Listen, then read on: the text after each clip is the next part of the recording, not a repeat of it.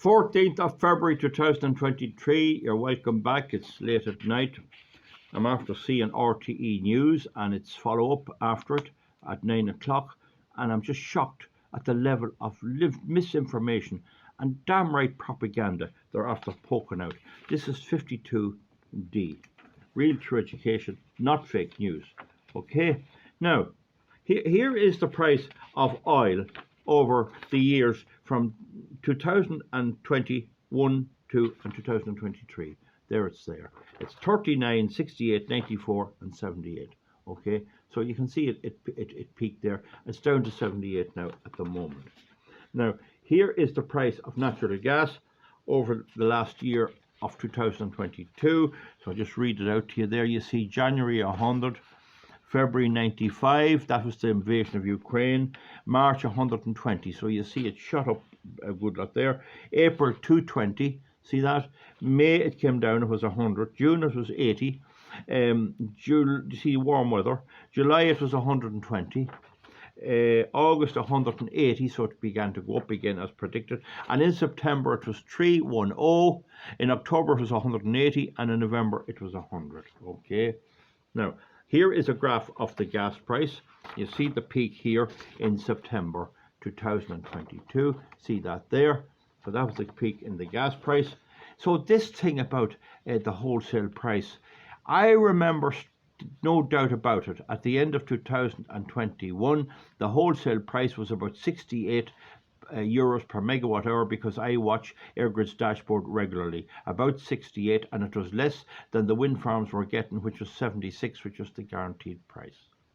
Since then it has gone up and down very much. It has gone up to 450 for the balancing price, so the fuel has not. It's not true that the fuel that it's cheaper now. It's still quite expensive now, and we'll have just a quick look at that. Now, before I go into my own bill, I looked at it tonight on the dashboard. It's 188 is the balancing price at the moment. It was up to 420, but it wasn't 188 in the end of 2021. It was about 68. So there is a piece of misinformation by the RTE people, not necessarily by the commentators. Along came George Lee down at Edenderry Power Plant. Now, they had it running on willow at one time, and a lorry load of willow would run that plant for 8 minutes. They went to all the planting of all this stuff, and they found it would only run it for 8 minutes. Oh, and anyone could have told them that. Still, they went ahead. Now, they're giving out about Edenderry using fossil fuel and creating energy. And George Lee said, and made it clear, that the windmills, he said, that was nearby would leave Edenderry, that it wouldn't have to burn at all. He said it's a much better alternative. That was implied. When in fact you need 40% of the grid has to be fossil fuel before you can use any wind. No wind turbines can use on their own. It's not possible to run it. There was no mention of that at all. Moreover, he did not avert, if he knew about it, but if he didn't know about it, it's up to RT to tell him that wind energy gets the highest fossil fuel price. So if the wind energy was there, he made it appear you'd bring it down. He gave no figure for the price of wind energy, which is the same as the most expensive form of fossil fuel. And in September of last year, that would be 310, and that's what wind energy would have to get. So this is more information, misinformation. Whether George Lee knows it or not, RTE, I'm long enough campaigning, should have it right by now. They interviewed no one given the other side. The next thing along come Derek Cassidy of bonkers.ie. This is a consumer price crowd, and I was very disappointed in him. He just gave the official spiel. He never gave any other thing. Of course, they wouldn't have him if he didn't. But he said that calm weather and the latter half of 2020 meant that there was no wind, and as a result we had to pay the high price for the fuel generate electricity. So first of all, he admitted there was no wind, so why are you putting up windmills, Dara, is the first thing. But secondly, he gave the price, without mentioning the price, that wind energy was cheap. Why did neither he nor George Lee give the price of wind energy, which is the highest price of the fossil fuel at that time, and in September was €310 a megawatt hour? So this is totally false. Totally false. Now, I made a complaint 2 years ago about the claims that the electricity generated by the SSE and other energy companies was 100% renewable, that was false. Here today, it's because they bought certificates from Norway. And eventually, the advertising regulator accepted that there's no electricity connection between Ireland and Norway, and therefore that the Norway's electricity couldn't affect Ireland. In fact, Norway is one of the highest exporters of fossil fuel, to the tune of 21,000. Each citizen in Norway benefits from selling its coal and its oil abroad, particularly its oil abroad and its gas. It's a major exporter of fossil fuel. And so it's very doubtful what they bought. They may have some water hydro, but how well it's Ireland is buying it off them.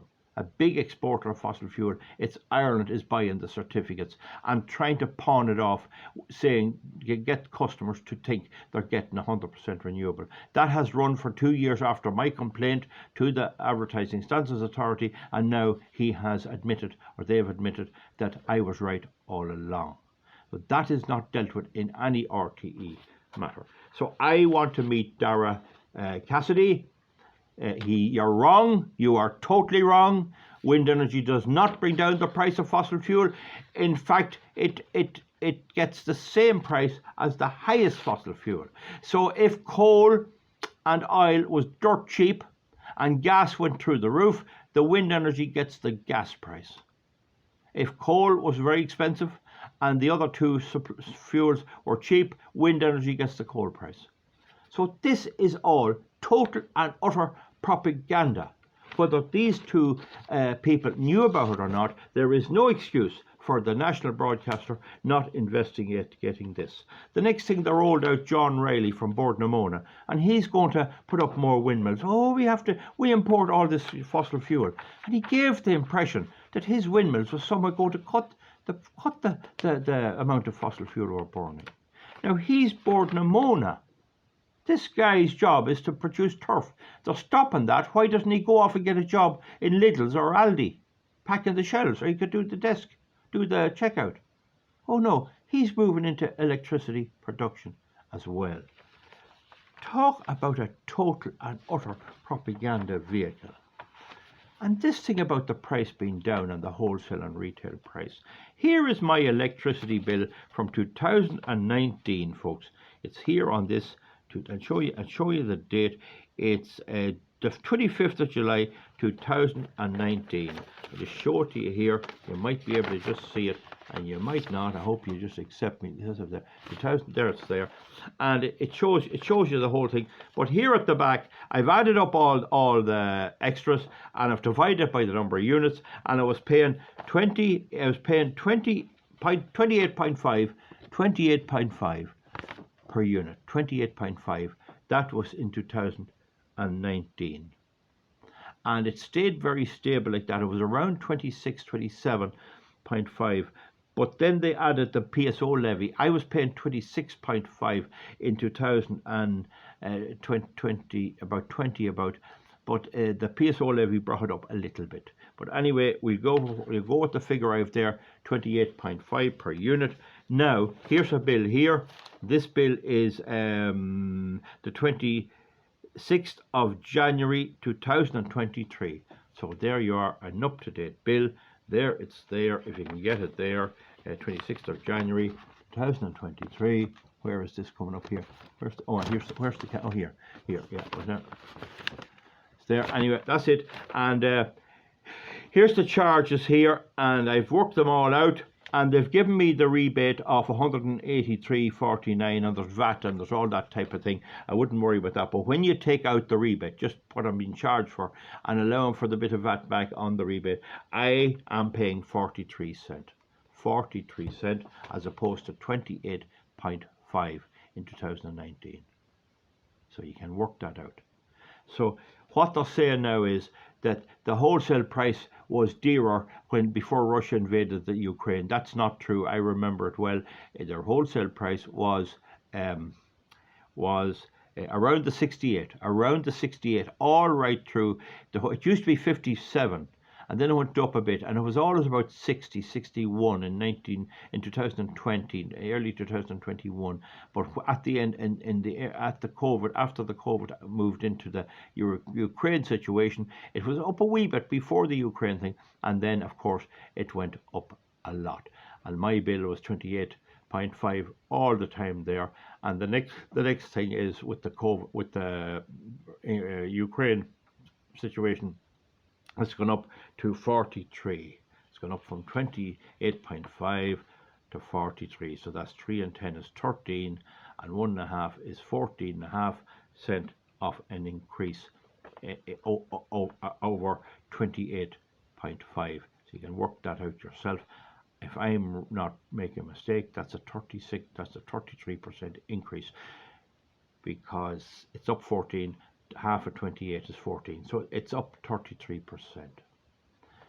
They're lying through their teeth. I'll have to try, and it's very hard to get time to do this, to get a complaint in against George Lee and get him educated. He hardly came out and said that if he knew the facts. And the other fella, with giving this out, people giving this advice, and all this rosy, flowery talk. Their people are crunching, the people are questioning all this wind energy. They mention the poll, as I say, where there's 4/5 of the people in favour of wind energy, run by the Irish Wind Energy Association. They could have run 60 polls until they got the right result. And they put this forward as the views of the public. The public are just suspecting there's something wrong. What can be wrong? If the government paying these people, what can be wrong, they ask? And they turn on the television and they get from the national broadcaster lies. Pure, honest propaganda and lies. It's a pity they get away with it. I'll keep these bills here if anyone wants to make a complaint. They should be flooded with complaints.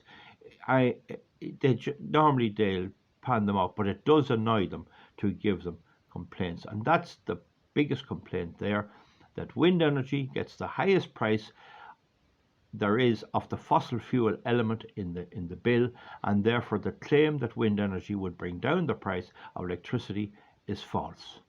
The SSE, with the connivance of RTE and with the connivance of all these people and the regulator and all, and the advertising standards, got away with lying to people who thought they were buying fully 100% renewable with no emissions electricity, since I made my complaint, because the Standards Authority was in on this racket as well. That's what they've done. That's how they fool people. Now, their bluff was called when it just becomes so patently obvious, and even the county councils was asking the question. They're all of those RTE are liars. Darry Cassidy may not be a liar. He got to educate himself, and that George Lee wants to end this out of nonsense and go and get his book out and his finger out and listen to somebody who can tell him the facts. That's the facts. It's an absolute bloody damnable disgrace that in the Republic of Ireland in 2023 you can lie to the people like that. Openly, barefaced lies. Thumbs up, folks, or thumbs down. We'll see you back for something else. And please comment underneath. Anyone that wants to put in a complaint on that, now I've made it clear, the more complaints they get, the better. These are thieves. That RTE are thieves. That's what they are. Rascals. Bye.